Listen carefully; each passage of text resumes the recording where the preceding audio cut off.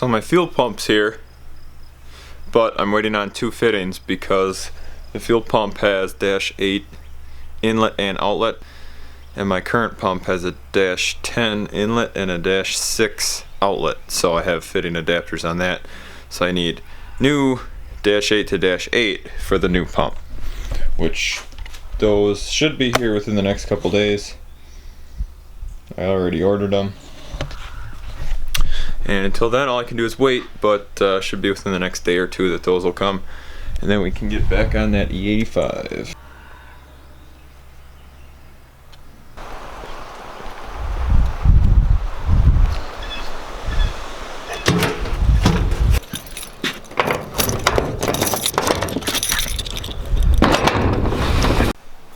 So this is gonna mount in the car straight up and down, just the way I have the other one.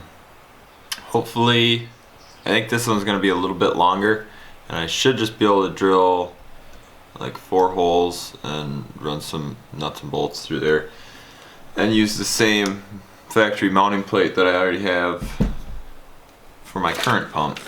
Just drill a couple holes, and I think this will work just fine without having to modify anything else. So I'm gonna jack the car up and pull that other fuel pump.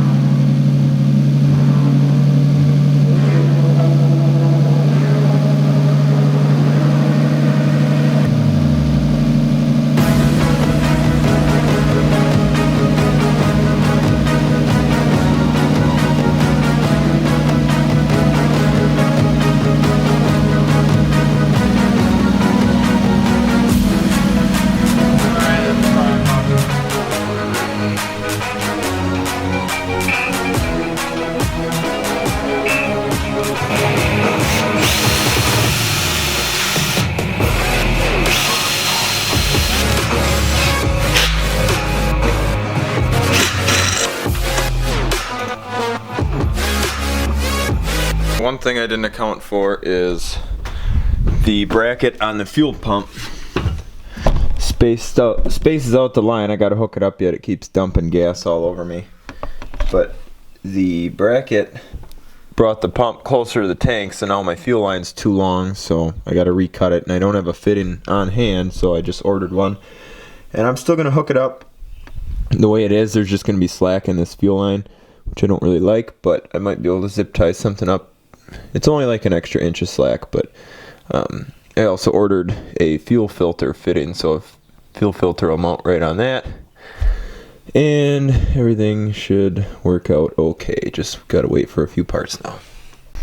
So I got the pump in the first time, tested it, it started leaking, and I ended up using a little bit of like heavy duty plumbing tape, and I had to use an O-ring on a regular AN fitting. I'm guessing I was supposed to get the O-ring style fittings. I just used one of my O-rings out of that kit. So I don't like the fact that I had to do that because the ethanol just eats everything. So it makes me a little nervous trying to use tape and O-rings to seal up the fittings. But I guess all I can do is try it, and if it leaks down the road, then I'll have to come up with something different. But there's the old pump. I'll keep it. It looks so small now. I'll keep this as a spare because it's not completely done. It'll at least work on 91, but obviously on E85 it will not. Everything I read about the Magnifico pump pretty much says it's good for just about whatever you want to feed it. Pro tuner pump. Got with all racing gasolines, pump gas, and E85. Should not be used as methanol. So, we should be good for E85. And I'm going to get the car on the ground, put some gas back in it, and we'll test everything out.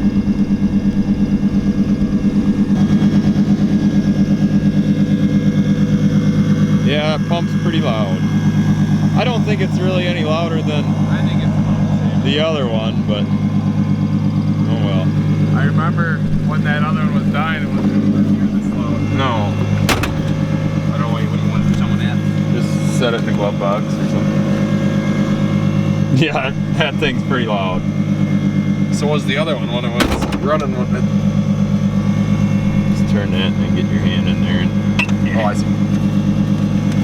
Well, I tried calibrating the fuel gauge, but I think I did it wrong because it says it's full. And it's definitely not full. The gas tank? Yeah, I tried to set the ohms on it, and I think I understand now. Maybe, I don't know, I gotta redo it.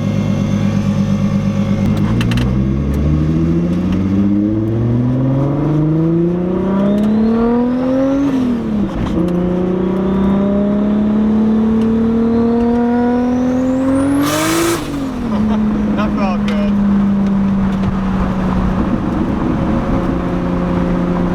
Felt smooth at least compared to what it would do before.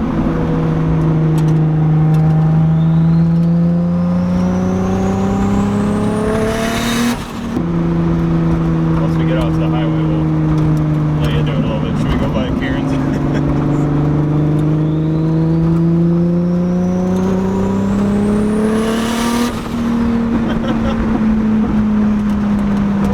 It already feels a little better at least. Yeah, it does.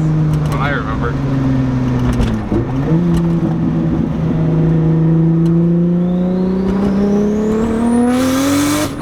Oh, there it did it again. Did it? Yeah. Uh-oh. Uh-oh.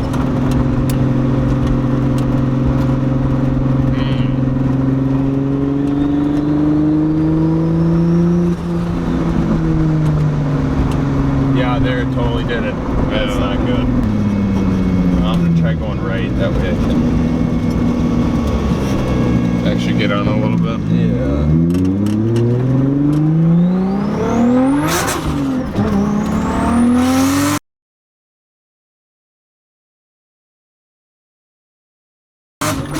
Yeah, see. Doing the same thing.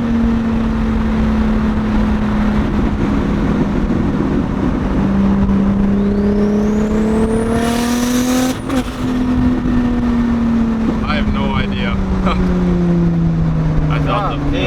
I thought the fuel pump was the problem.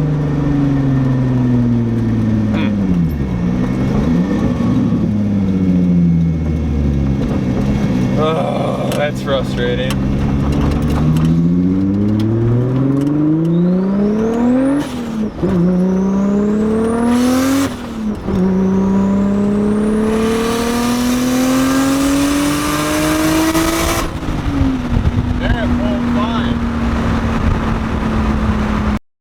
So where I left us with yesterday was took the car for a test drive. You could probably tell on camera it's got basically a misfire at between like 5,000 and 7,000 RPM, but it only does it on E85. And on E85 the boost goes up by about 3 pounds, and obviously there's an increase for fuel demand with the E85 because you use so much more of it. So there's a lot more between air and fuel in that cylinder, so it would take a stronger spark to ignite it. And seeing as now obviously the fuel pump's not the issue, although that fuel pump was not what I wanted because it wasn't rated for E85 and it was actually dying, but apparently wasn't the immediate issue, so that sucks. But I needed to replace it anyways, I guess, so it's not a huge loss. But now I'm gonna check my plug gap, and I think I'll try opening it up a little bit. At the tuner we had it set at 20 thousandths. That's what he wanted me to gap them to. And it seems a little on the narrow side, so I think I'll try 25 thousandths maybe. And then I'm gonna see if I can figure out how to do it, but use my ohm meter and check the resistance on each of those coils. And I'm gonna double check my grounds while I'm at it, make sure all my connections are good, and we'll see how it goes.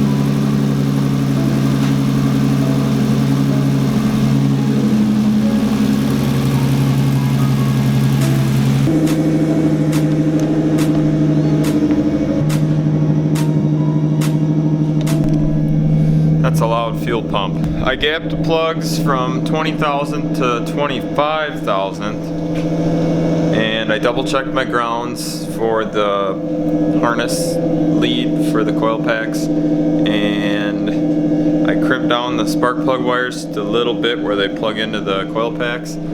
So beyond that, if it's something else, maybe it's a dying coil pack.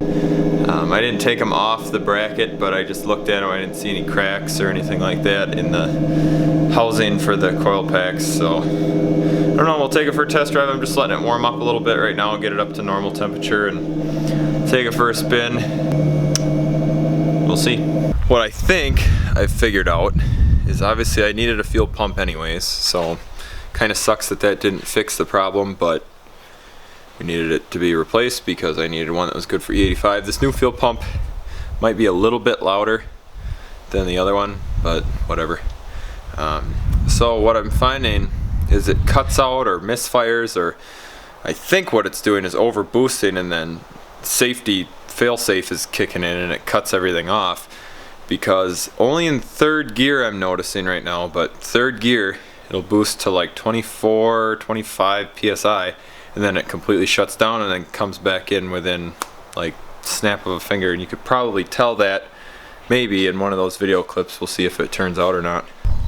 So that's gonna be it for this one, guys. Kinda out of stuff to do today until I hear back from Sound Performance as to what we might be able to do about this overboosting issue. Maybe it's just a matter of I need another wastegate. I ordered some more parts for the truck today, so by the time I get this video out and on to the next one, might be able to get the time to put some new stuff into the truck in the next video. So thanks guys for watching, and thank you for subscribing. We're well over 600 subscribers now. So that's pretty freaking cool because I haven't even been making videos for that long. I think this is video number 30. So to have 600 subscribers and 30 videos, I think I'm doing all right. That's pretty neat. So thanks for watching, guys. If you haven't subscribed and you enjoy what you see, give this video a thumbs up, subscribe, and thanks for watching. Where did you go?